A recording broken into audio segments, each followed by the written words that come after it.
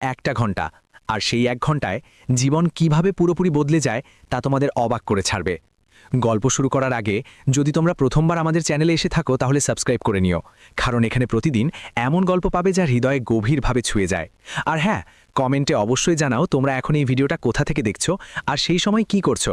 তোমাদের একটা লাইনও আমাদের কাছে অনেক মূল্যবান, কারণ এই চ্যানেলকে তো তোমরাই জীবন দাও। তাহলে চলো শুরু করি আজকের গল্প, যেখানে একটা প্রতিশ্রুতি, একটা চ্যালেঞ্জ আর একটা অলৌকিকতা মিলে ভাগ্যের গতি পুরোপুরি বদলে দেয়। কাশীর কাছে গড়ে ওঠা ছোট্ট গ্রাম শান্তিপুরে সন্ধে সবসময় খুব শান্তিভয় নামত। মাটির সুবাস, দূরের মন্দির থেকে ভেসে আসা ঘণ্টার আওয়াজ আর গঙ্গার তীরে বয়ে যাওয়া ঠান্ডা হাওয়া সব মিলে এমন এক শান্তি তৈরি করত যা হৃদয়কে আলতো করে স্পর্শ করত। সেই গ্রামেই থাকত অনন্যা গুপ্তা, এক সাধারণ মেয়ে যার চোখে বড় স্বপ্ন থাকলেও হাত দুটো খালি ছিল।